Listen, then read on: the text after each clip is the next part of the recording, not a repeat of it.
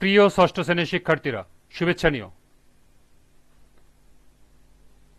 আজকে আমি তোমাদের 2025 সালের বাংলা বিষয়ের নতুন বই চারুপাঠ থেকে কবিতা অষ্টম অধ্যায় আল মাহমুদের পাখির কাছে ফুলের কাছে এই কবিতা থেকে বিভিন্ন গুরুত্বপূর্ণ প্রশ্ন এবং এর সমাধান নিয়ে আলোচনা করব।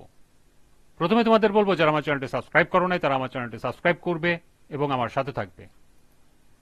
তাহলে চলো আমরা ক্লাস শুরু করি। কবিতা অষ্টম অধ্যায় পাখির কাছে ফুলের কাছে কবিতার গুরুত্বপূর্ণ কিছু প্রশ্ন এবং এর সমাধান। 1. কবি চাঁদকে ডাবের মতো বলার কারণ ব্যাখ্যা করো। ডাব যেমন গোলগাল, চাঁদও তেমনি গোলগাল। চাঁদের আলো যেমন ঠান্ডা, ডাবের পানিও তেমনি ঠান্ডা। এ কারণে কবি চাঁদকে ডাবের মতো বলেছেন। কবি রাতে ঘর থেকে বেরিয়ে দেখলেন নারকেল গাছের মাথায় চাঁদ উঠেছে। কবির কাছে পূর্ণিমা রাতে চাঁদ দেখে ডাবের মতো মনে হয়। উপমাটি অত্যন্ত চমৎকার। দ্বিতীয় প্রশ্ন ছিল, ঝিম ধরা এই মস্ত শহর কাঁপছিল থরথর দ্বারা কি বোঝানো হয়েছে?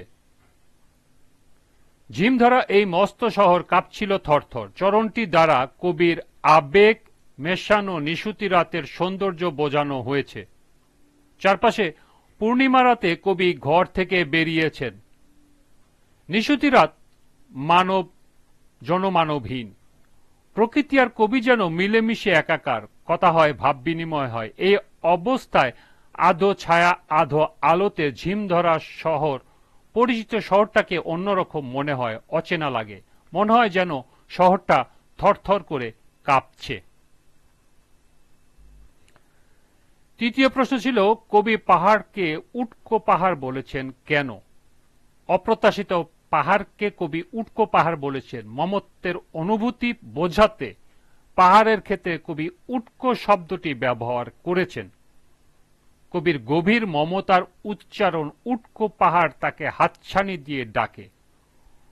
গভীর মমতায় তিনি পাহাড়ের গায়ে হাত বুলিয়ে আদর করেন। 4 নম্বর প্রশ্ন, আমরা সবাই না ঘুমানোর দল কেন বলা হয়েছে? পাখির কাছে ফুলের কাছে কবিতায় প্রকৃতির জেগে থাকাকে বোঝাতে আমরা সবাই না ঘুমানোর দল উক্তিটি করা হয়েছে। কবি প্রকৃতির টানে রাতে ঘর থেকে বেরিয়ে আসেন।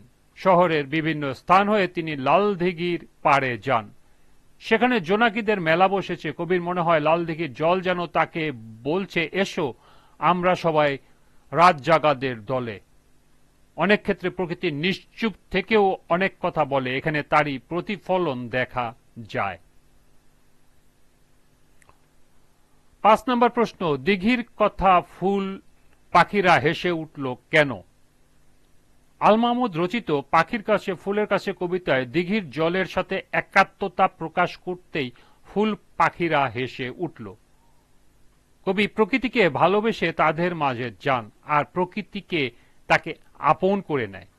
তাই তো দিঘির জল কবিকে রাত জাগাতে আহ্বান জানান আর কবিতার খাতা খুলতে বলে।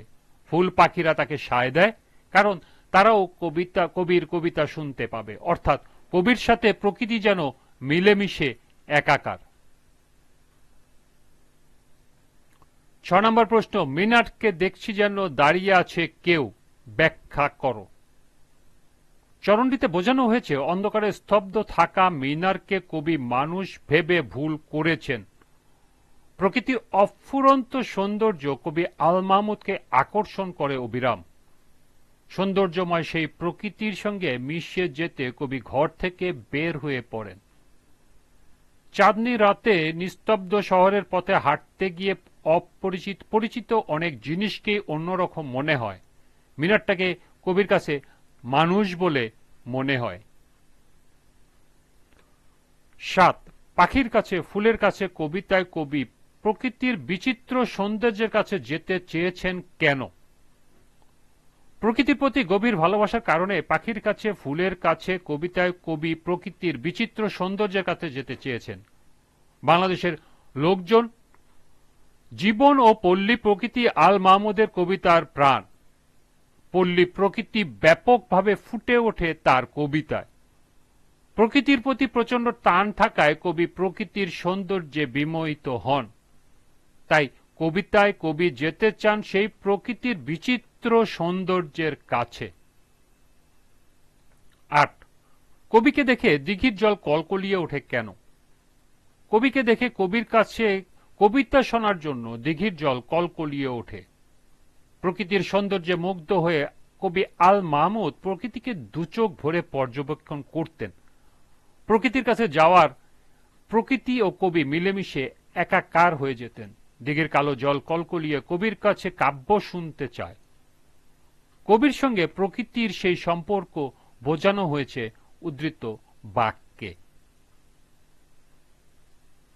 ৯, জোনাকিদের দরবার দ্বারা কি বোঝানো হয়েছে ব্যাখ্যা করো। জোনাকিদের দরবার দ্বারা জোনাকিদের সম্মিলিত ওড়াকে বোঝানো হয়েছে। রাতের বেলা অনেক জোনাকি একত্রে ওড়াউড়ি করে। কবি নিস্তব্ধ রাতে ঘর থেকে বেরিয়ে লাল দিঘির পাড়ে এসে দেখলেন যে অনেক জোনাকি পোকা একত্রে আলোর খেলা খেলছে। জোনাকিদের দরবার দ্বারা কবি এটাই বুঝিয়েছেন। সর্বশেষ ১০, কবি কিভাবে মনের কথা ব্যক্ত করেন? কবি মূলত তার পাখির কাছে, ফুলের কাছে কবিতায় সর্বত্র প্রকৃতি নিয়ে নানান কথা ব্যক্ত করেছেন। কবিতায় শুরু থেকে শেষ পর্যন্ত কবি প্রকৃতির বৈচিত্র্য আর প্রকৃতির প্রতি তার যে টান তা তুলে ধরেছেন। কখনো চাঁদকে ডাবের মতো বলেছেন, আবার গির্জাকে লাল পাথর বলে পাথরের ঢেউ বলেছেন। প্রকৃতিকে যেন তার কল্পনার চোখ দিয়ে দেখেছেন, আবার প্রকৃতির সাথে তিনি কথা বলে যাচ্ছেন। দিঘির জলের সাথে কিংবা ফুল পাখিদের সাথে তার আত্মীয়তার সম্পর্ক, তাই তো প্রকৃতি তাকে আপন করে নিয়েছে। এই ছিল পাখির কাছে, ফুলের কাছে কবিতায় সম্ভাব্য গুরুত্বপূর্ণ ৮টি প্রশ্ন। আজকের ক্লাসটি এ পর্যন্তই।